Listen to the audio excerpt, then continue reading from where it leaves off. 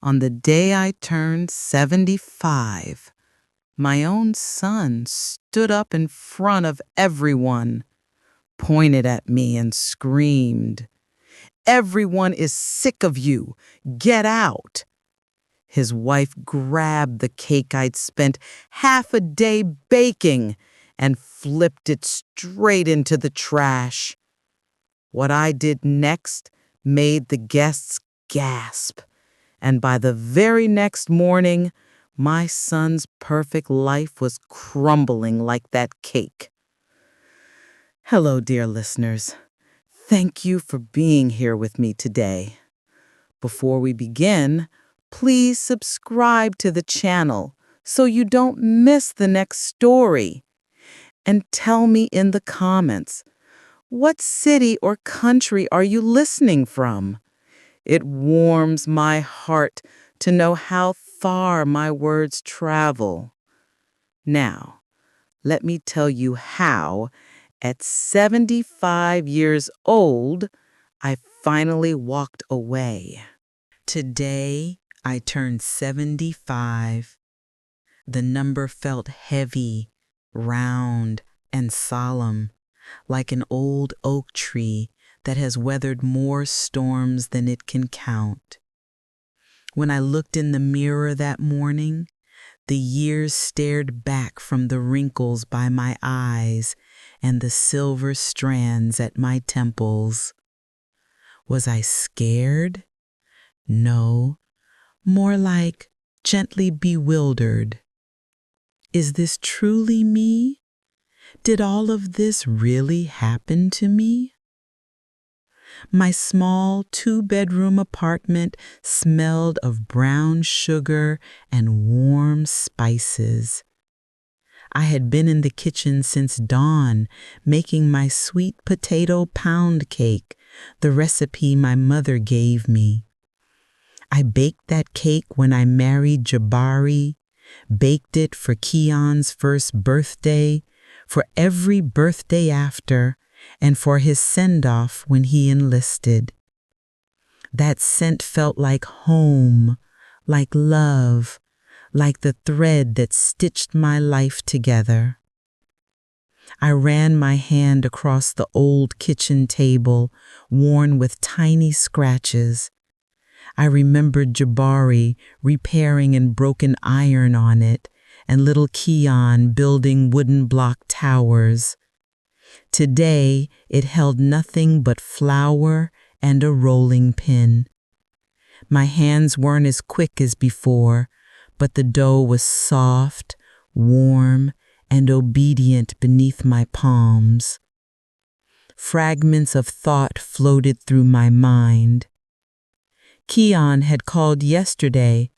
"Mom, I need you to bail me out. The car needs a major part. It's urgent." Of course I couldn't say no. I gave him nearly my entire monthly check, my little rainy day savings. "Thanks, Mom. You're the best," he said as he rushed out. A mother's duty, I told myself. Even when your child is almost 50 and you're left with two wrinkled $20 bills until the next check, it doesn't matter. I knew how to live frugally. The important thing was that he was okay. We were going to celebrate my birthday at the lake house. That place used to be mine, the last thing Jabari left behind before he passed, but I rarely visited it anymore. Keon and his wife, Serafina, had lived there for 15 years. They remodeled everything, modernized it, erased all traces of Jabari and me. They even cut down the maple trees we planted together. "Too messy and too much shade," Serafina said. The house felt less like my own and more like a staged Airbnb they allowed me to walk through. I arrived early with bags of groceries, preparing appetizers and salads. Serafina greeted guests on the porch, immaculate in a designer dress. She kissed my cheek politely and said, "Mrs. Okoro, you should head to the kitchen. Make sure the hot dishes don't get cold." Just like that, my birthday became another shift of unpaid labor. I stood in the unfamiliar polished kitchen, slicing cheese, setting meats, arranging platters, listening to everyone laugh in the living room. When someone shouted, "Where's the birthday girl?" Serafina chirped, "Oh, she's our little helper, busy in the kitchen." Everyone laughed. No one offered me a seat when I brought the food out. I was treated like part of the furniture, useful but invisible. Then came the moment of truth, the cake. My sweet potato pound cake.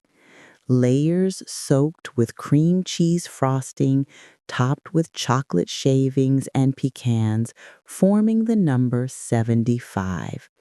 My last fragile hope. But as soon as I placed it on the table, Serafina's voice sliced through the room. "Why would you bring that? We already have a real cake from a proper bakery. No one's going to eat this sad little homemade thing."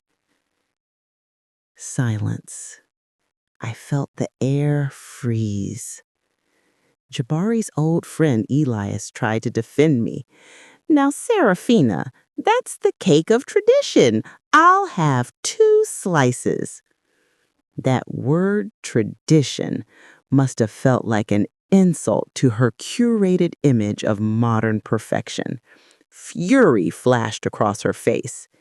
She seized the platter and with a single violent flip, dumped my cake straight into the trash can. "We're celebrating the future," she hissed. A dead, suffocating silence followed. Everyone stared at me. I stared at my son. Keon stood up, his face twisted with embarrassment and rage. He pointed at me and shouted, "Look what you did! You embarrassed us! Everyone is sick of you! You can't behave normally! Get out! I said, get out!"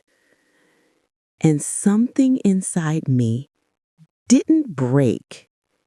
It snapped. Quietly, cleanly, like a wire pulled too tight for too many years. In that instance, I realized this was no longer my cake, no longer my lake house, no longer my burden. I nodded once. Then I turned around, put on my coat and scarf with steady hands, walked out the front door, and closed it gently behind me. The soft click of the lock sounded like the end of a 50-year chapter. I took the bus home. My mind was strangely silent, not wounded, not angry, simply clear. For the first time in my life, I saw my memories as facts, not excuses. Fact 1. My gold pendant from Jabari, gone for years, suddenly appeared on Serafina's neck in a vacation photo. Fact 2. My savings had paid for their car repairs, their trips, their tutoring expenses, while I lived on rice, beans, and coupons. Fact 3. I had been quietly erased. my photos removed, my mug accidentally broken, my name replaced with Mrs. Accordo. A lifetime of swallowed words. That night, I slept better than I had in decades. The next morning, sunlight filled my apartment, and the air felt different, lighter. I knew exactly what I needed to do. I opened the old folder of documents. At the bottom was the deed to the lake house. Sole owner, Imani Sadia Okoro. Me, only me. The house Jabari and I built. The house I turned down a major career promotion for just to stay close to Kian. The house they kicked me out of on my birthday. My hand did not tremble as I picked up the phone. Hello? I'd like to list my lake house for urgent sale. Then I called my oldest friend, Desta, and quietly told her everything. She sighed with relief. Finally, Imani, don't answer their calls. Let the for sale sign speak for you. And I did exactly that. 3 days later, the phone rang non-stop. Kian, Serafina, again and again. I didn't answer. They weren't calling to apologize. They wanted control back.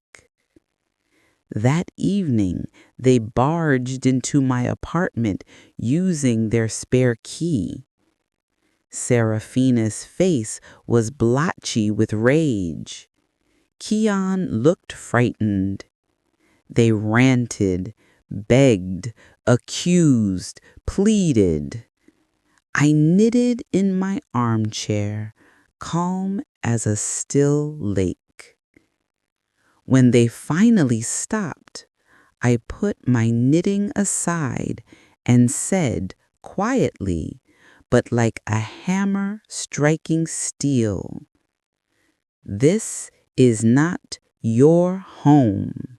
It is mine.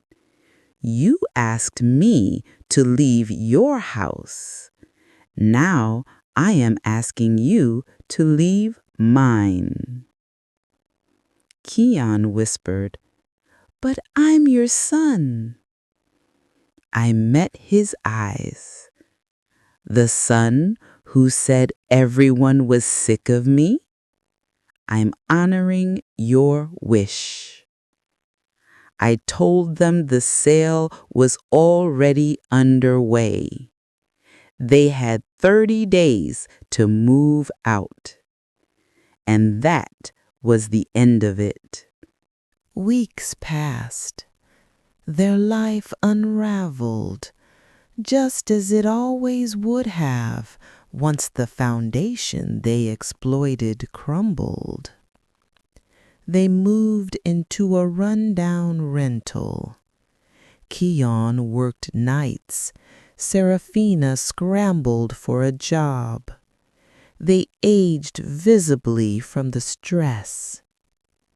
I felt no triumph, only inevitability.